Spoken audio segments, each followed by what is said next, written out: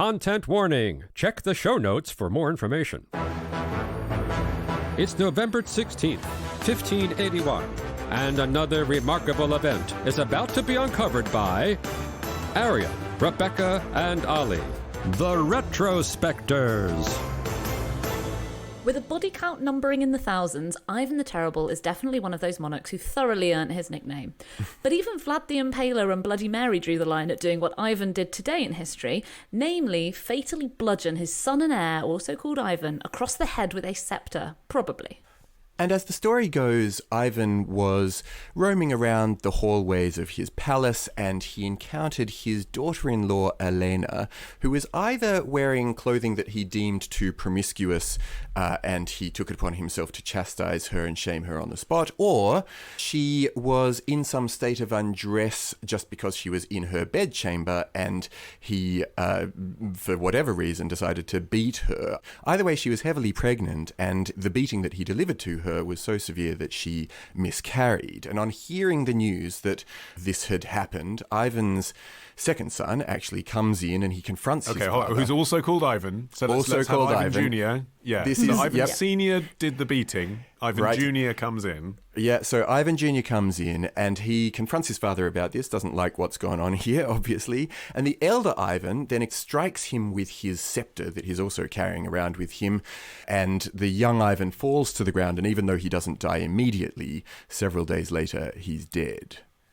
And all of that story can be encapsulated much more easily by just looking at a painting, which is probably the most famous painting, isn't it, in Russian realism? Ivan the Terrible and His Son Ivan by Ilya Repin from 1885, the most vandalized Russian painting of all time. And it shows a haunted Ivan the Terrible with like his eyes kind of popping out in sheer terror at what he's done, holding his son with the blood from his head dripping down onto him. I've killed my only son. You look at it and you see that there's an insanity that lies behind the act. But actually, all of that is conjecture as well. It is. We know that he was a hard nut, Ivan Sr., because he did some terrible things to his political opponents.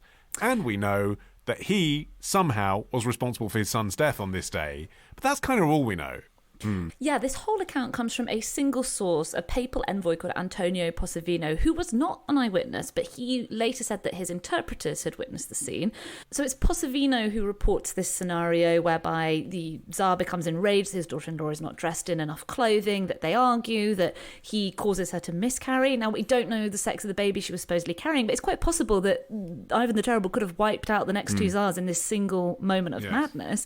There are some accounts from the time that hint that there was some kind of row between father and son which led to this. A clerk called Ivan Timofeev wrote that the Tsarevich, Ivan Jr., wanted to keep his father from some unseemly act, which might hint as to why he could have been in his daughter-in-law's private apartments at this time.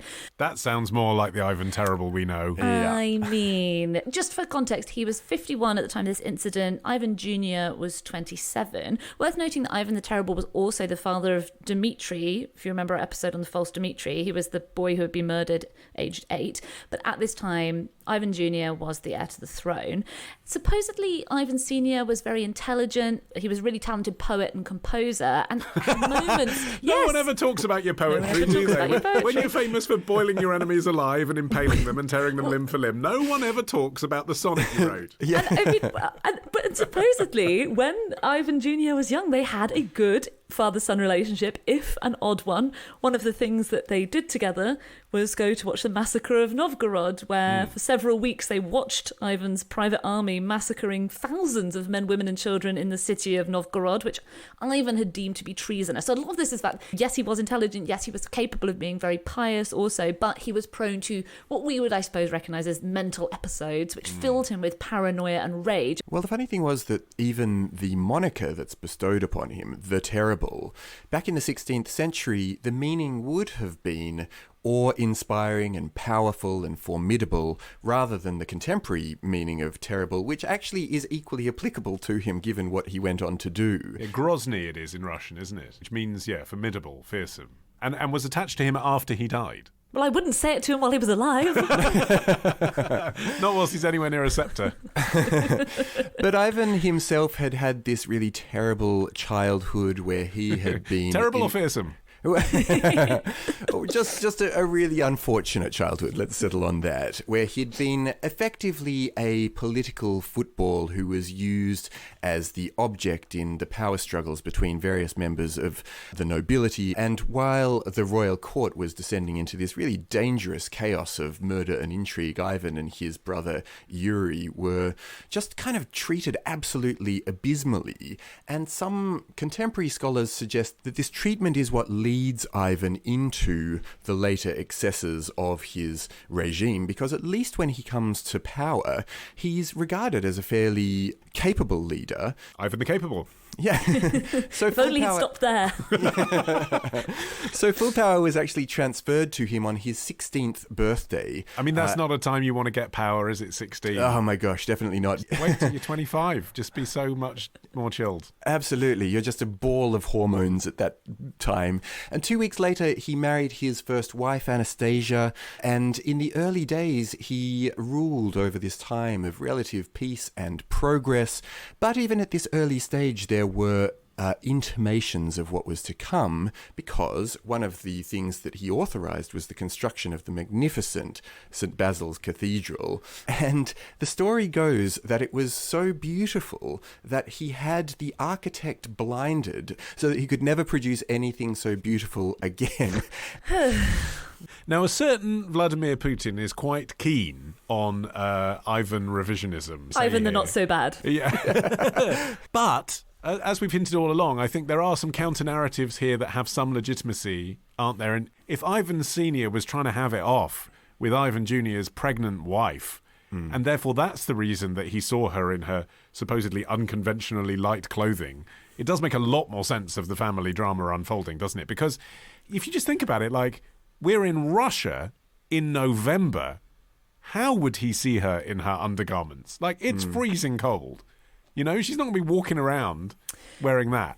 The reason that this version of events is controversial, particularly among Russian nationalists to this day, is that there are no contemporary Russian accounts of Ivan the Terrible killing his son. There are letters where it's mentioned that the son has died and that he has been ill for a few days, but there's nothing that specifically accuses Ivan of doing it, apart from this one account from Posavino, who was a foreigner in the court and possibly would have reasons to try and depict the Russian court as being uncivilized, as being wanted to turn savage. Orthodox Russia into Catholic Russia. To be fair, that is what he wanted to do, right? Exactly. So there is a famous Russian account by a historian called Nikolai Karamzin, but he wrote it 200 years later, and it's based on kind of scraps of historical evidence that he turns into a narrative, and he claims that it was actually a disagreement about military matters that brought father and son to blows. And in his account, he suggests that Boris Godunov, who was a high-ranking member of the Royal Guard, he was present, and he tried to intervene as Ivan raised the sceptre, but the Tsar lashed out and kind of jabbed him with the pointy end and then brought the thick end down on his son's head. But I mean, Karamzin's account is a little bit spurious, because he slightly over-eggs the pudding, I think, by having a moment where apparently Ivan Jr. briefly regains consciousness just long enough to forgive his father. I mean, it's astonishing that the narrative that we've ended up with of father killing son has come to be accepted as the thing that happened, given, as you say, that even the contemporaneous accounts were so disparate, let alone then the historical revisions that were going on 200 years later. But, you know, this was something that would have happened in the absolute chambers of power. And if they didn't want the story to get out, there's no way it would have got out. Well, there was some science behind their theories as well, though, which was that Ivan Sr.'s body was exhumed in the 1960s, and his body was saturated with mercury, which was used as a painkiller mainly for arthritis. So I'm sure there are arthritic men that could raise a sceptre above their head and go crashing down on a man who's 20 years younger than them. But it seems less likely than you'd originally have thought, doesn't it? That does seem like a physical challenge. Mind you, it's probably quite likely that a Tsar who wants someone dead is able to have that person killed, even if they don't do it with their own hand. Yes. And that's the thing, isn't it? I think at the end of the day, trying to reframe him as some kind of hero just because he may not have done this particular thing on this day to his own family is possibly a stretch too far.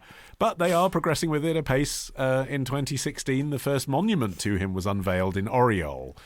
which is about 200 miles southwest of Moscow, supposedly to mark the 450 years since he founded the town. You know what they say, it's okay to decimate one town as long as you found another town. And the governor of Oriol said, quote, "People present him as a tyrant and a psychological deviant. But if you take European leaders of his period, they were many times more bloodthirsty. But in Europe they have monuments and nobody minds." I mean, those monuments weren't put up in 2016, I would say. It's probably quite a crucial point there. And by the way, have you read the sonnets that he wrote? Wonderful, wonderful sonnets. Tomorrow. To think that you can see newsreel footage of the end of an empire which had started in the 14th century. Ditch the ads and get a Sunday episode when you join Club Retrospectors. Subscribe now on Apple Podcasts, part of the Acast Creator Network.